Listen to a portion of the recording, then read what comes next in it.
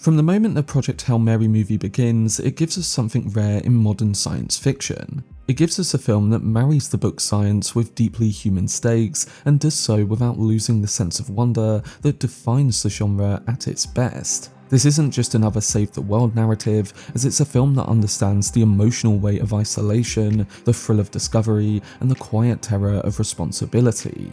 What makes it compelling is how it then balances a lot of its elements with a kind of elegant simplicity. There's astrophysics, biology, interstellar cooperation, and the fragile psychology of a person forced to confront both the unknown and even himself. So in this video, I'm going to be giving you my extended thoughts on the Project Hail Mary movie and discussing why I think it's up there with some of the very best science fiction films from the last decade. Before I get into it though, if you want to keep up to date on any of my content surrounding the latest releases like Project Hail Mary, then don't forget to support this upload by giving it a like rating and subscribing to the channel. But without further ado, let's dive into my review for Project Hail Mary.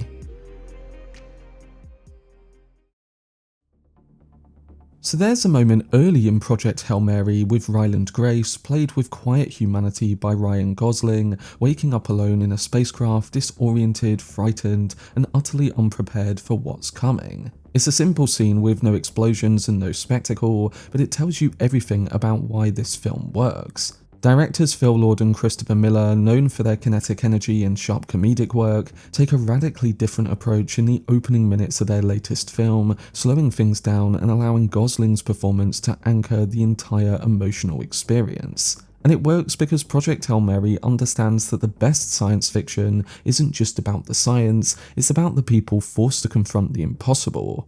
Gosling's Ryland Grace is a character defined by contradictions, a man who never wanted to be a hero, but is thrust into a mission that demands nothing less than sacrifice. His performance is restrained but deeply expressive, capturing the loneliness of deep space and the weight of a dying Earth without ever tipping into melodrama.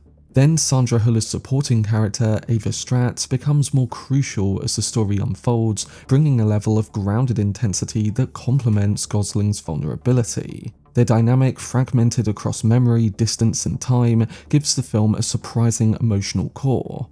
But the real magic comes from the film's ability to balance tone. It's funny without undermining the stakes, heartfelt without being sentimental, and thrilling without relying on spectacle alone. And the screenplay by Drew Goddard, adapting Andy Weir's great novel, threads this needle with remarkable precision. Every scene feels purposeful, every character beat earned, and as the mystery of Grace's mission slowly unravels, the film becomes more than a survival story. It becomes a meditation on cooperation, ingenuity, and the fragile hope that humanity can still rise to meet its greatest challenges. There's a lot to admire in the film, whether it be the emotion, the tension, or the structure of it, but nothing in the film hits harder or lingers longer than the relationship between Grace and Rocky. It's the emotional spine of the entire story, the thing that elevates the film from a clever sci-fi puzzle into something genuinely human.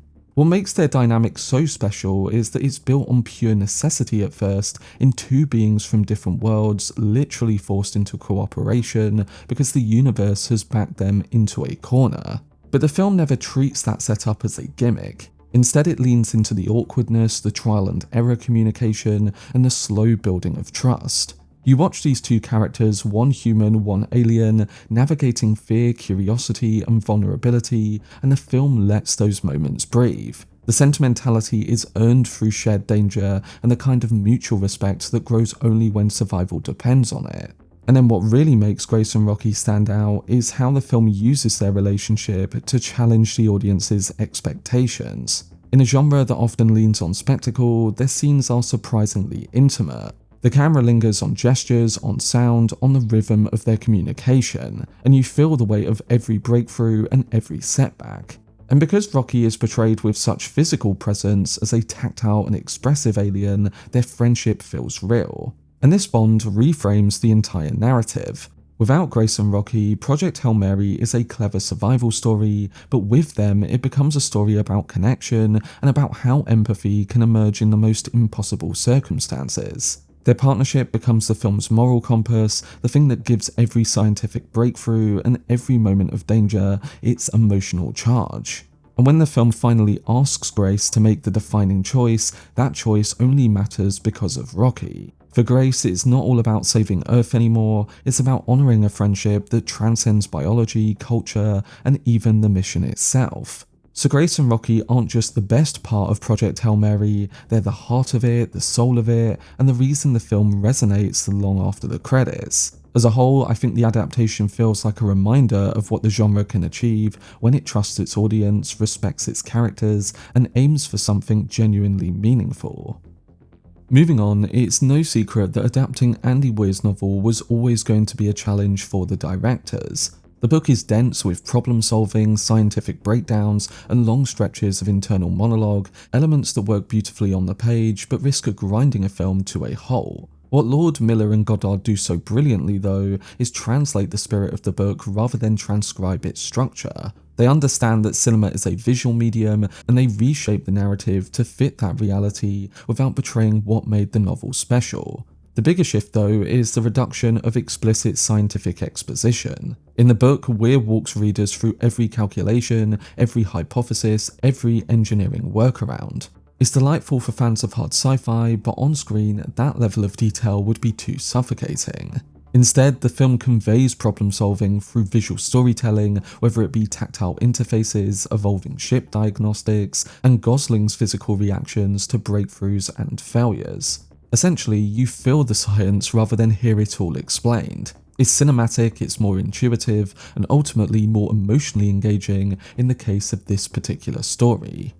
Something to note is that the adaptation also restructures the novel's flashbacks. Rather than pausing the narrative for extended memory sequences, the film uses Grace's returning memories as emotional punctuation. We get short, sharp bursts that reveal character, rather than simply deliver all the information. Sandra Hüller's presence in these scenes gives them weight, grounding the film's larger-than-life stakes in something intimate and human. So by trimming all the technical density and emphasizing on character, pacing, and visual clarity, Project Hail Mary becomes a film that honors its source material while embracing the strengths of cinema to portray all of it. It's an adaptation that understands what to keep, what to change, and how to present that. Another aspect that cannot be ignored while talking about the film is the approach to its filmmaking. To start with, cinematographer Greg Fraser, whose work on Dune and the Batman has already cemented him as one of the great visual stylists of our time, brings a tactile realism to the film's environments. The ship feels lived in, functional, and grounded in real engineering principles. The lighting is stark but beautiful, capturing both the terror and also the serenity of deep space. The visual effects are equally impressive, not because they're flashy, but because they're purposeful. The cosmic vistas are awe-inspiring, but they never overshadow the human scale of the narrative. And again, when the film does lean into spectacle, it does so with intention, giving us true moments of danger, discovery, or revelation that feel earned rather than forced. Another standout element is Daniel Pemberton's score. Known for his versatility, Pemberton crafts a soundscape that blends haunting electronic textures with swelling orchestral themes. The music mirrors Grace's emotional journey in being isolated and dissonant at first, but gradually becomes more hopeful and expansive as the mission unfolds. It's a score that elevates every scene without overwhelming it. The editing by Joel Negron further keeps the film's longer runtime surprisingly tight. The pacing allows the story to breathe while maintaining a steady forward momentum. The transitions between memory and present are seamless too, reinforcing the film's themes of identity, responsibility, and rediscovery. What makes all of these filmmaking elements truly exceptional is again the film's restraint. Lord and Miller resisted the temptation to over-explain or over-dramatize. They trust the audience to follow the visual cues, to sit with silence, to interpret emotion without being spoon-fed. It's confident, mature filmmaking, and the kind that respects both the material and the viewer. So by the time the credits roll, Project Hail Mary has accomplished something rare. It has delivered a thrilling, emotionally resonant, visually stunning sci-fi epic that never loses sight of its humanity. It's a film about survival, yes, but it's also about cooperation across unimaginable boundaries. It's about the idea that even in the darkest corners of the universe, connection is possible and maybe even essential. The film's mastery lies in its balance of being scientifically grounded without being cold. It's emotionally rich without being sentimental, and it's visually great without being hollow. It's a story that embraces the optimism of classic sci-fi while acknowledging the complexity of modern storytelling. And at its centre is a performance from Ryan Gosling that works in being quiet, vulnerable, and profoundly human. For me, the film is yet another example that science fiction can still surprise us, move us, and challenge us to imagine a better future. It's the kind of film that makes you think about it for weeks after, and for me, that means it has done its job.